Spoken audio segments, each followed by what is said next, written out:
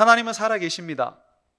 하나님은 인격자이십니다. 영이시지만 우리는 하나님을 인격자이시기 때문에 만날 수 있습니다.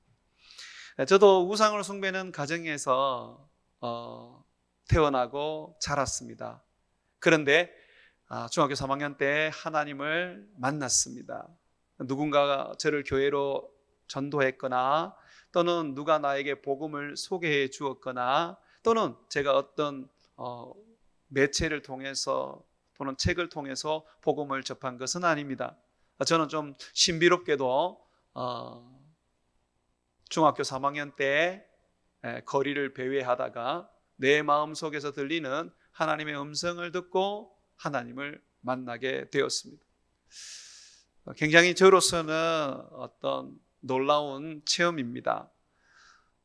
그렇게 예수님을 믿고 이제 목사까지 되어 여러분 이 자리에 서게 되었습니다. 하나님은 만날 수 있습니다. 여러분이 하나님을 가까이 하면 하나님은 여러분을 가까이 해 주십니다. 여러분이 하나님을 찾으면 하나님은 여러분을 만나 주시고요. 여러분이 하나님을 구하면 하나님께서 여러분에게 나타나십니다. 이 자리에 있는 많은 분들이 그렇게 하나님을 만났고 또 그 하나님을 만난 하나님을 섬기고 있습니다. 그저 보이지 않는, 그저 막연하게 하나님은 계실 거야 그러면서 어떤 신앙을 가지는 것이 우리들이 아닙니다. 우리들은 체험하는 신앙을 가졌고 우리들은 실질적으로 하나님을 또 느끼고 하나님의 음성을 듣고 심지어는 하나님의 영광을 봄으로써 하나님을 우리는 믿고 있는 것입니다. 하나님을 믿는 우리에게 소망이 있다면 하나님과의 만남이 더 깊어지고 더 넓어지는 것입니다. 지금 내가 하나님을 알고 있는 것보다 더 많이 알고 지금 내가 하나님을 느끼는 것보다 더 많이 느끼고 지금 하나님과의 그 관계보다 더 깊고 넓게 가지는 것, 그게 우리들의 소망일 것입니다. 어떻게 하면 우리가 하나님을 더 깊이 체험하고 만나고 가까이 할 수 있을까요? 성경은 우리들에게 답을 얘기해 주고 있습니다. 오늘 본문 말씀에 보게 되면 베드로의 설교를 듣고 이스라엘 백성들이 그러면 우리가 어떻게 해야 되지? 라고 반응을 하는 말씀을 읽게 됩니다. 37절 한번 보십시오. 그들이 이 말을 듣고, 이 말은 베드로의 설교죠. 예수님이 하나님의 아들이고 우리 죄를 위하여 십자가에 못 박혀 죽으셨고 죽은 지 3일 만에 다시 살아나셨고 살아나신 우리 예수님이 하늘로 성천하여 그가 우리에게 성령을 보내주셨다 하는 그 말씀이잖아요. 그걸 여러분 복음이라 그래요. 자, 예수님이 죽으시고 부활하시고 성천하셨으며 성령 하나님을 보내주셨다라는 게 복음입니다. 여러분, 이 복음의 말을 듣고 이스라엘 백성들이 깜짝 놀라면서 그러면 우리가 어떻게 해야 되지? 라고 그렇게 말을 하고 있습니다.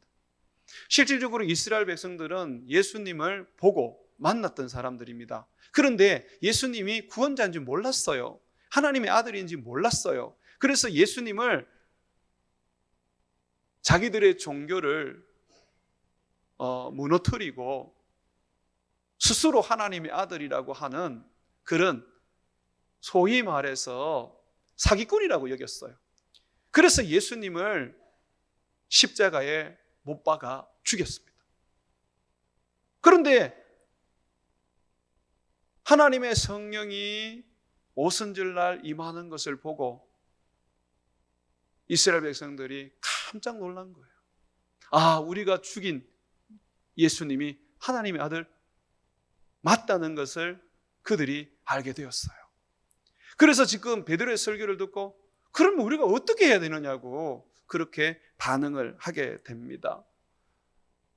이 세상에 오신 하나님의 아들, 세상의 유일한 구원자, 그분을 믿지 않고 십자가에 죽여버렸던 이스라엘 백성들, 참으로 그들에게는 너무나도 예수님을 죽였다는 그 어떤 죄책감이 그들을 절망스럽게 만들었을 것입니다. 그때에 베드로가 이렇게 말합니다. 38절에 보시면 베드로가 이르되 너희가 회개하고 각각 예수 그리스도의 이름으로 세례를 받고 제사함을 받으라. 그리하면 성령을 선물로 받으리라. 뭐라 그럽니까? 회개하라 그럽니다. 회개하고 예수님의 이름으로 세례를 받으라고 말합니다. 그러면 죄사함을 받을 것이라고 얘기하고 있어요. 이스라엘 사람들은요, 모든 죄가 다 용서받는다는 생각을 안 합니다. 율법에 보면 어떤 죄는 사함을 받는데 어떤 죄는 사함을 못 받습니다. 예를 들어서 있지 않습니까? 사람과 사람과의 관계 속에서 저지른 죄는 용서를 받을 수 있어요. 그런데 사람과 하나님 관계 속에서 저지른 죄는 용서를 받을 수 없어요. 예를 하나 든다면 안식일을 지켜야 되는데 안식일 날 모여서 하나님을 예배해야 되는데 안식일을 안 지키고 예배하지 않으면 그때는 용서가 없었습니다. 돌로 쳐 죽입니다. 하나님의 이름을 망령되이 일컫거나 하나님을 우습게 여기게 되면 돌로 쳐 죽입니다. 그건 용서가 안 되는 거예요. 그런데 지금 이스라엘 사람들이 예수님을 십자가에 못 박아 죽였어요. 그럼 누굴 죽인 거예요? 하나님을 죽인 거예요. 이스라엘 사람들이 예수님을 향해서 모욕하고 예수님을 향해서 그들은 침뱉고 예수님을 향해서 온갖 저주스러운 말을 던졌습니다. 누구를 모욕한 겁니까? 누구를 저주한 겁니까? 하나님을 저주한 거예요. 그러니까 용서받을 수 없는 죄예요, 율법으로는. 그때 이스라엘 사람들이 어떻게 해야 되느냐 그랬더니 베드로가 말하기를 회개만 하면 다 용서해 주신다라고 말합니다. 사랑하는 여러분, 어떤 죄를 저질러도 하나님 앞에 나와 예수의 이름으로 회개하면 다 용서를 받습니다. 믿으십니까? 목사님, 성경에 보면 성령 회방죄가 있지 않습니까? 성령을 회방하면 용서 못 받는다고 예수님이 얘기했지 않습니까? 여러분, 이 성령 회방죄가 뭐냐면 칼빈 선생님에 의하면 회개하지 않는 죄입니다. 그러니까 회개하지 않으면 용서는 못 받습니다. 그러나 누구든지 회개하기만 하면 모든 죄 사함 받습니다. 예수님이 이 땅에 오신 목적이 뭐예요? 죄인을 불러서 회개시키려고 오신 거잖아요. 병든 자에게 의사가 필요하듯이 죄인들에게 필요한 분이 예수님이십니다. 그래서 예수님이 이 땅에 오셔서 하나님께 죄를 짓든 하나님이신 예수님을 십자가에 못 박든 어떤 죄를 지어도 예수 그리스도의 이름으로 다 용서를 해 주십니다. 바울은 에덴에 가서 설교를 할 때 사람들에게 이렇게 설교를 했어요. 너희가 하나님의 자녀들인데 왜 금이나 은이나 돌이나 그런 것을 가지고 너희가 인간의 기술을 적용해서 신으로 만들어서 숭배하느냐? 하나님께서 이제 너희가 예수님이 이 세상에 오시기 전, 예수님께서 우리들에게 천국 복음을 전하기 전까지는 이제 하나님께서 너희가 그러한 죄를 지은 것을 이제 하나님께서 덮어 주실 것이다. 그러면서 주님이 지금 말씀하신다. 이제는 다 회개해라. 그러면 내가 용서해 주겠다라고 말씀하신다. 예수님이 이 세상에 오신 것은 사람들로 하여금 그 죄에 대하여 회개하고 구원을 얻게 하려고 한 것이다 라고 말씀을 했어요. 사도행전 17장 29절과 31절에 보면 그 이야기에 있는데 그 핵심의 말이 이런 겁니다. 알지 못하던 세대에는 하나님이 간과하셨거니와 이제는 어디든지 사람에게 다 명하여 회개하라 하셨다. 회개하라. 우리 주님께서는 어떤 죄를 가지고 있어도 주님께 나오면 그 죄를 다 용서해 주십니다. 왜냐하면 우리 주님은 죄를 사하는 권세를 가졌기 때문에 그래요. 너희 죄가 주홍 같을지라도 눈과 같이 희어질 것이고 진홍같이 붉을지라도 양털같이 희게 될 것이라고 합니다. 회개만 한다면 우리 주님은 우리의 모든 허물과 죄악과 그리고 잘못을 다 용서하시고 새롭게 해 주시는 것입니다. 회개가 뭘까요? 여러분, 회개라는 것을 좁은 의미에서는 죄에 대한 인정입니다. 내가 죄를 지었습니다 라고 인정하고 고백하는 것입니다. 그러면서 하나님, 내가 이런 죄를 지었으니 죄를 용서해 주소서 하는 게 회개입니다.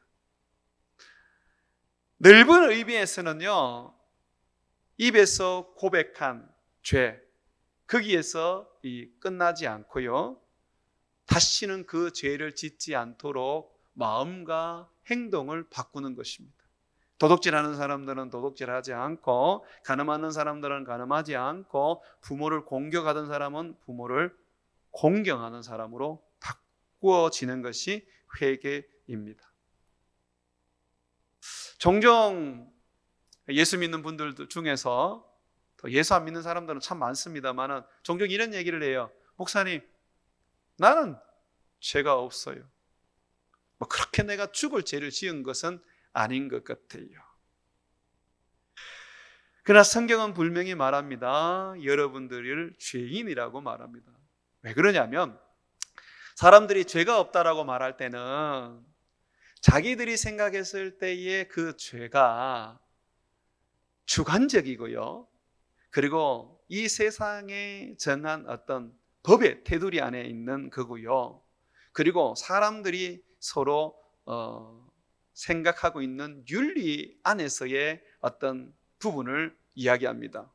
내가 도덕적으로 내가 잘못을 안 했다면, 또 세상 윤리적으로 내가 허물이 없다면, 내가 법을 지키는데 법을 어기지 않는다면 나는 죄가 없다, 이렇게 생각을 하시는데요, 죄는 어떻게 판단하느냐면 하나님의 말씀으로 판단합니다. 하나님께서 죄의 그 기준을 정하시는 것입니다. 성경의 말씀이 기준입니다. 성경의 말씀을 따르지 못하면 그건 죄입니다. 성경의 말씀을 보면요, 여러분들이 욕을 하면 그것은 살인죄입니다. 그냥 입으로 욕을 했는데도. 이스라엘 욕 중에 라가라는 욕이 있습니다. 그거는 우리나라 말로 나가, 이게 아닙니다. 이스라엘의 욕입니다. 이스라엘 언어로 라가라는 이 욕이 있습니다. 이 욕을 하는 사람은 주님께서 치욕불에 던져질 것이라고 말합니다. 심지어요, 주님은요, 미련한 놈이라고 그렇게 하게 돼도 지옥불에 들어가게 될 것이라고 해요. 또 여러분, 이 마음에 음욕을 품으면 그것 또한 죄요, 그것은 지옥으로 들어가는 죄라고 말하고 있습니다. 주님께서 말씀하시는 이 죄의 기준을 우리는 아무도 넘어갈 수가 없습니다. 몸으로 죄를 짓지 않는다 할지라도 마음으로는 이미 모두가 다 죄를 짓는 것입니다. 주님은 마음으로 죄를 짓든 몸으로 죄를 짓든 그 속에 죄만 있으면 그 모든 사람들은 다 사형에 해당한다고 말씀해 주고 있는 것입니다. 그래서 우리들은요, 주님 앞에서 죄가 없다라고 말하는 것은 참으로 우리 자신을 잘 몰라서 하는 말입니다. 요한일서 1장 9절과 10절을 한번 찾아보십시오. 요한일서 1장 9절에서 10절 한번 찾아보겠습니다. 신약 성경 288면입니다. 요한일서 1장 9절에서 20절을 보시면 성경이 이제 뭐라고 얘기하는지 우리가 보게 되는데, 자, 요한일서 1장 9절에서 10절, 성경을 못 찾으신 분들은 괜찮습니다. 자막을 보시면 됩니다. 자막을 조금 일찍 좀 띄워주세요. 만일 우리가 우리 죄를 자백하면, 자, 이게 회개입니다. 좁은 의미에서 그는 미쁘시고 의로우사 우리 죄를 사하시며 우리를 모든 불의에서 깨끗하게 하실 것이요. 우리가 회개하기만 하면 주님은 그 즉시 그것이 하나님의 아들 예수님을 죽인 죄라도 아주 엄하게 다루는 그런 하나님을 모독하고 하나님을 회방한 죄라도 다 사함을 받을 것이라고 말합니다. 그러면서 10절 보십시오. 만일 우리가 범죄하지 아니하였다 하면 하나님을 거짓말하는 이로 만드는 것이니 또한 그의 말씀이 우리 속에 있지 아니하니라. 나는 죄 없다라고 이렇게 말한다면 하나님을 거짓말하는 자로 만드는 거래요. 왜냐하면 여러분 안에 하나님의 말씀이 없기 때문에 그게 죄인 줄 모르는 거예요. 여러분, 우리가 십계명 같은 거 읽고 때로는 외웁니다. 왜 그렇습니까? 그 십계명을 보면 내가 부모를 공경하지 않으면 죄가 되고, 살인하게 되면 죄가 되고, 도둑질하게 되면 죄가 되는구나 하는 걸 깨닫게 되는 것이죠. 예. 성경의 말씀을 우리가 가까이 하고 또 설교 말씀을 듣고 또는 소그룹 모임에서 또는 서로 어떤 말씀을 이렇게 서로 이렇게 교제하다 보면 내가 그 실수를 했네. 하나님은 이렇게 말씀하시는데 내가 이렇게 살았구나 라는 것을 깨달으면서 우리는 우리의 허물을 발견하게 됩니다. 이 성경이 우리의 죄를 알려줍니다. 모든 사람은 죄를 짓습니다. 이 강단에 서서 설교하는 이 목사도 죄를 짓습니다. 그런데도 불구하고 이 자리에 서서 여러분들에게 하나님의 말씀을 전할 수 있는 것은 예수 그리스도의 이름으로 회개하면 저는 미쁘시고 어려우사. 미쁘시고 어렵다는 것은 그는 참으로 좋으시고 참으로 기쁜 분이시고 참으로 유쾌한 분이신데 그가 우리를 깨끗하게 씻어주시기 때문에 그렇습니다. 여러분, 그래서 회개는 예수 믿는 사람들에게 있어서 가장 영광스러운 하나님의 선물이요 최고의 축복입니다. 세상에도 주어진 하나님의 가장 큰 선물은 바로 회개입니다. 회개만 하면 누구든지 다 죄사함을 받고 거룩함을 잊게 되는 것이지요.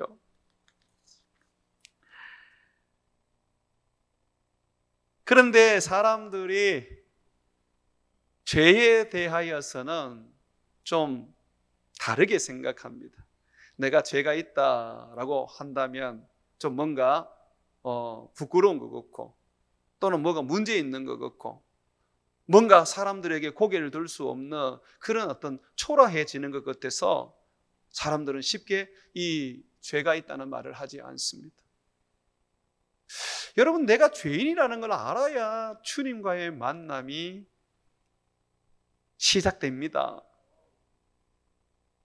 다른 것으로 우리 주님과의 그 만남이 시작되는 그 첫 단추를 할 수가 없어요. 내가 죄인인 줄 알아야 그 다음에 예수님께 나아가서 내 죄를 고백하고 세례받고 죄사함을 받을 수 있는 겁니다. 회개하지 않으면요, 내가 죄인인 것을 모르면 예수님께 못 나아가요. 죄인인 것을 모르고 교회를 다니시는 분들은 그저 종교 중에 하나입니다. 교회가. 그래서 우리들의 믿음은 회개에서 시작됩니다. 우리가 그러면 얼마나 회개를 해야 될까요? 예수 믿을 때 회개해야 될 뿐만 아니라 우리는 날마다 항상 회개해야 합니다. 왜냐하면 우리 중에 그렇게 완벽하고 그렇게 하나님 마음에 쏙 들도록 거룩하게 사는 사람이 없습니다. 말에 실수도 많고, 그죠? 어떤 일에 있어서 잘한다는 게 도리어 사람들에게 상처를 줘서 아프게 하고 그렇게 살아가는 자들입니다. 꿈을 꿔도 죄를 짓고 생각만 해도 죄된 생각만을 하는 그런 우리들의 모습이지 않습니까?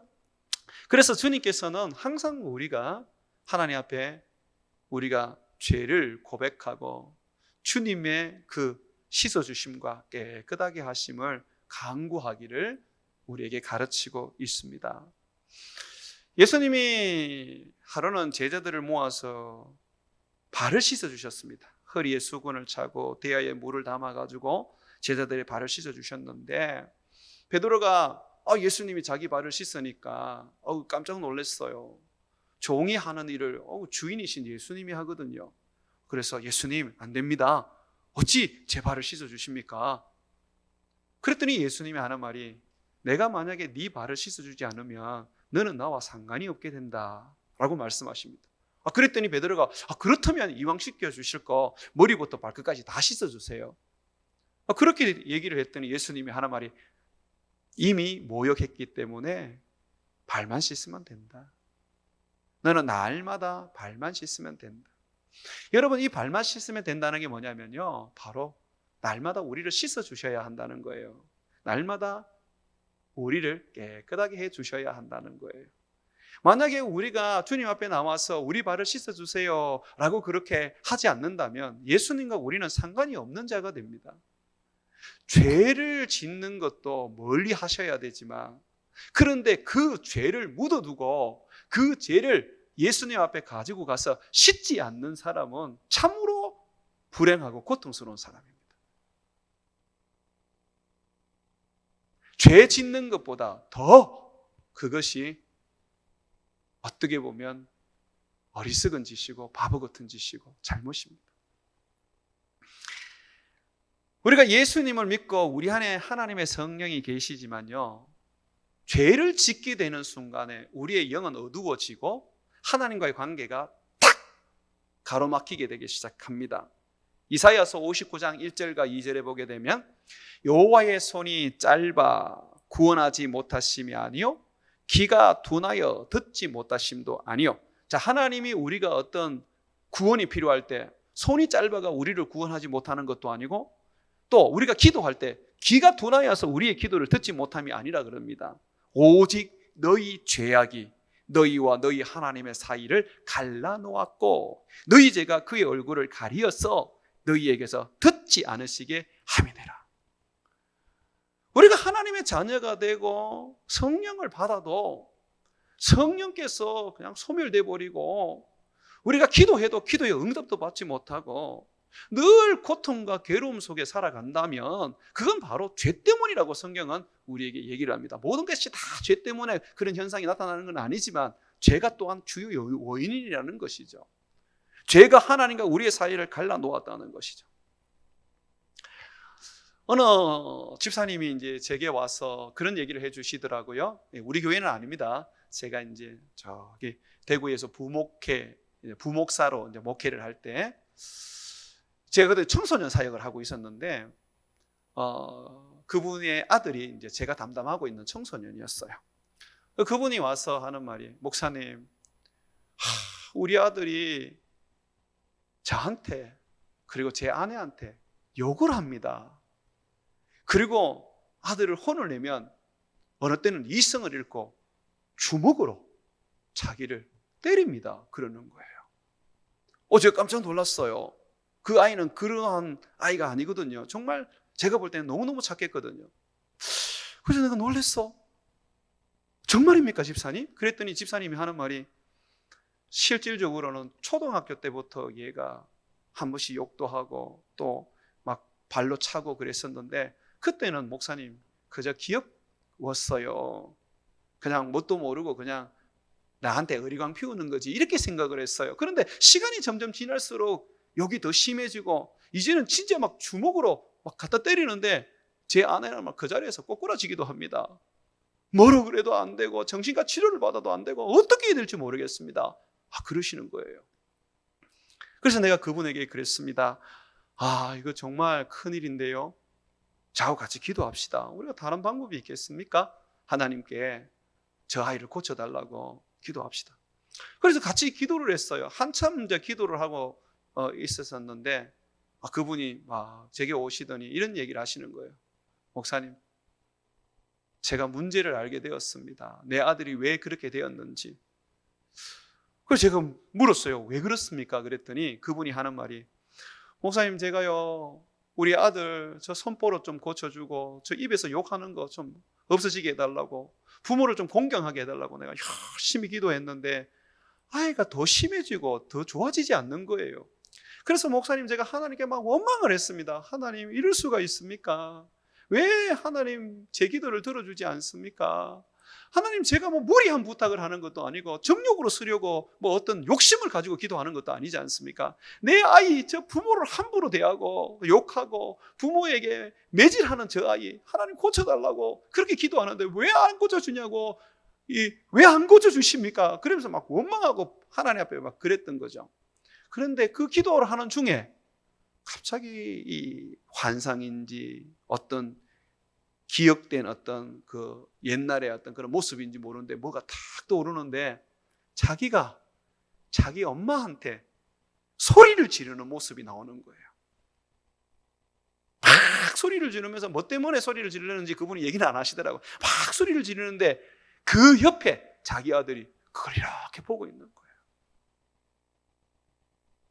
그러면서 자기 마음속에 이게 생각나는 것이 네 아들은 네 때문에 그렇다. 네가 그랬지 않느냐? 너가 엄마한테.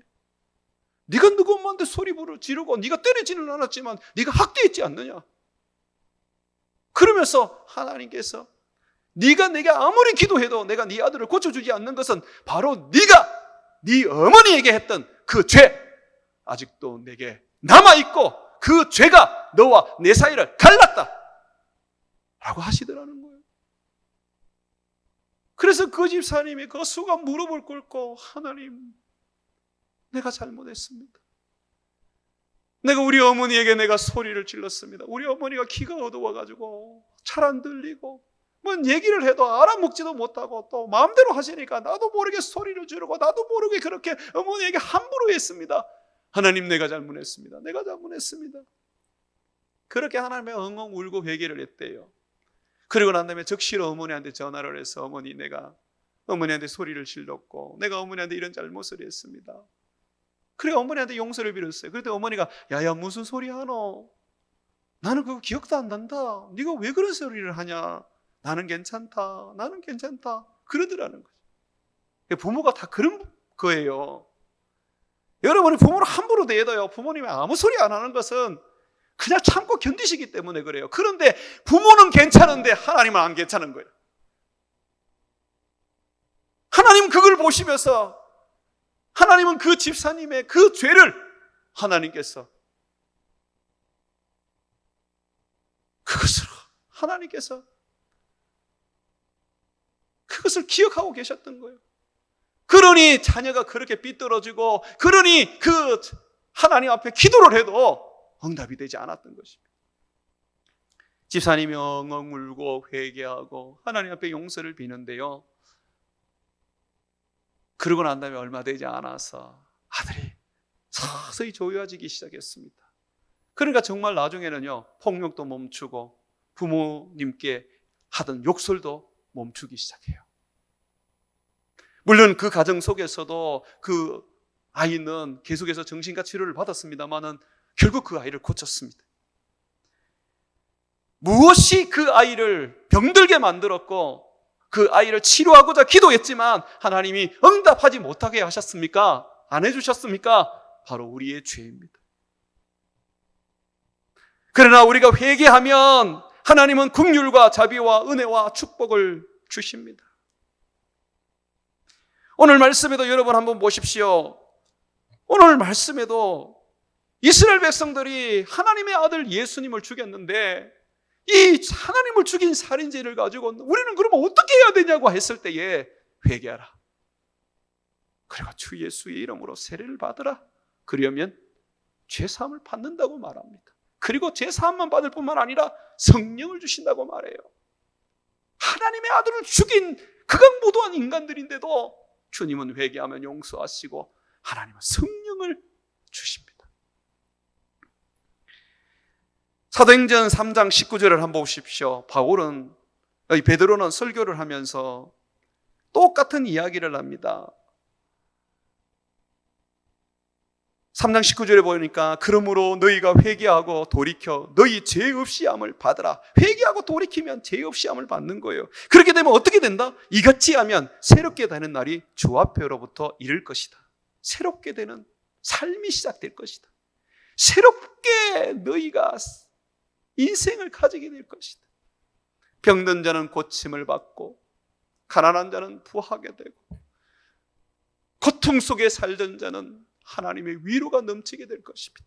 이것을요 옛날 성경 개역 한글에 보게 되면 이렇게 되어 있어요. 그러므로 회개하고 돌이켜 너희 죄 없이 함을 받으라. 이같이 하면 유쾌하게 되는 날이 주 앞에서 이를 것이다. 유쾌하게 된다는 겁니다.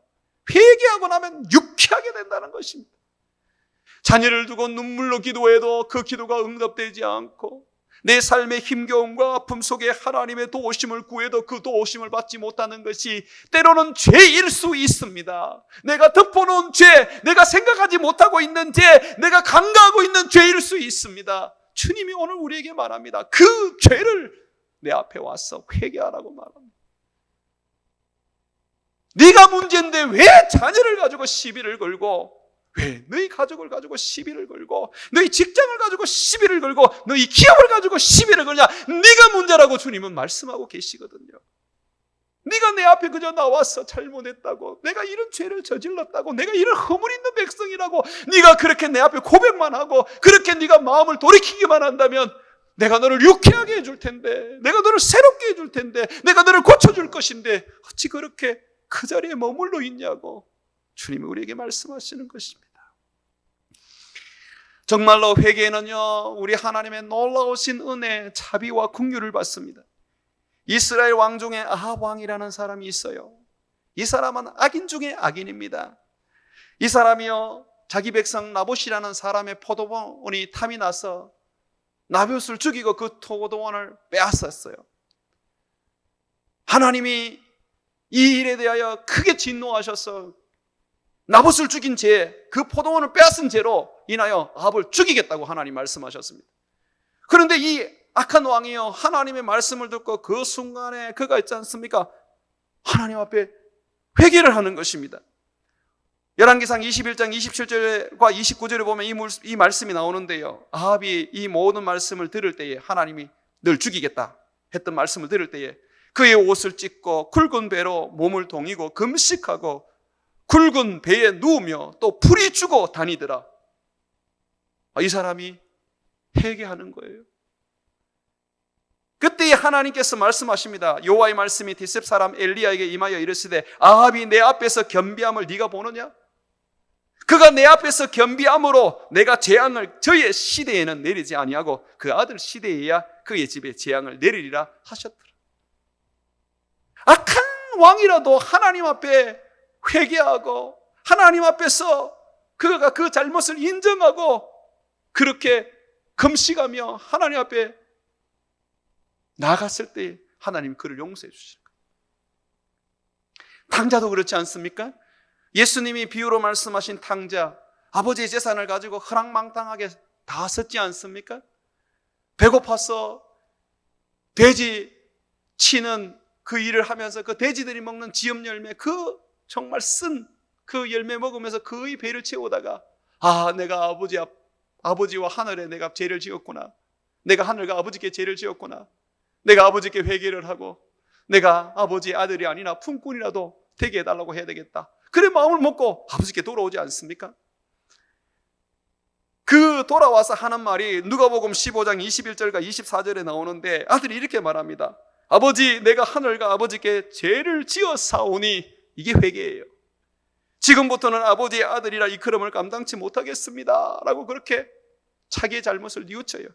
그랬더니 아버지가 어떻게 하십니까? 놀랍게도 아버지는 아무런 말도 하지 아니하고 다시 아들을 축복하고 아들의 지위를 높여주고 아들을 위하여 잔치를 합니다. 성경에 보면 아버지는 종들에게 이르되 제일 좋은 옷을 내어다가 입히고 손가락에 가락지를 끼우고 발에 신을 신기라, 그리고 살찐 손가지를 끌어다가 잡으라, 우리가 먹고 즐기자. 내 아들이 죽었다가 다시 살아났으니 내가 잃었다가 다시 얻었노라 하니 그들이 즐거워하더라. 우리가 하나님 앞에 회개하기만 한다면, 우리가 하나님 앞에 내가 죄인이라고 엎드리기만 한다면, 하나님은 놀랍게도 우리 모든 죄를 다 덮으시고 우리에게 좋은 옷을 입히시고 우리의 손에 가락지를 끼워서 우리를 위하여 잔치를 베푸시면서 우리로 하여금 유쾌한 날이 오도록, 새로운 삶을 살도록 주님이 하신다는 것이죠. 그러므로 사랑하는 여러분, 회개라는 것은 부끄러운 것도 아니고, 회개라는 것은 그것은 내게 있어서 하나님 앞에 내가 설 수 없는 그런 어떤 고약한 것이 아닙니다.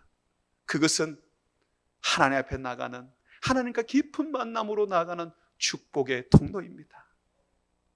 주님 앞에 나와서 허물 많은 우리의 모습, 어리석은 우리의 모습 날마다 회개하고 우리의 밭을 씻겨달라고 그렇게 고백합시다. 그렇게 주님 앞에 나아가서 살아가면 주님은 우리를 깨끗하게 하시고 새롭게 해주셔서 우리 주님 앞에서 살아갈 수 있는 힘과 능력과 기도 응답과 세상을 이길 수 있는 권능을 주실 것입니다. 사랑하는 여러분, 오늘 본문 말씀을 다시 한번 보십시오. 사도행전 2장 37절. 그들이 이 말을 듣고 마음에 찔려 베드로와 다른 사도들에게 물어 이르되 형제들아 우리가 어찌할꼬. 너무나도 절망 속에 그들은 어찌해야 될지 묻습니다. 베드로가 말합니다. 너희가 회개하고 각각 예수의 이름으로 세례를 받고 제사함을 받으라. 그리하면 성령을 선물로 받으리라. 이 약속은 너희와 너희 자녀와 모든 먼데 사람, 한국 사람이 포함되어 있죠. 곧 주 우리 아버지 하나님이 얼마든지 부르는 자들에게 하신 약속이라고 합니다. 그러므로 우리 주님 앞에 설 때에 겸손함으로 교회 와서 예배 드리기 전에 먼저 내 자신을 살펴보고 내가 내 아내에게 내 남편에게 혹시나 말로 상처를 입히지는 않았나, 나의 잘못된 삶으로 인해서 내 가족들이 어려움을 겪지는 않나 살펴보고 하나님 앞에 회개하고 하나님 앞에 죄를 고백함으로써 하나님의 씻음을 받고 여러분의 인생은 회복되고 여러분의 가정들은 고침을 받고 유쾌하고 새로운 날로 살아가는 역사가 일어나기를 주의 이름으로 축원을 드립니다.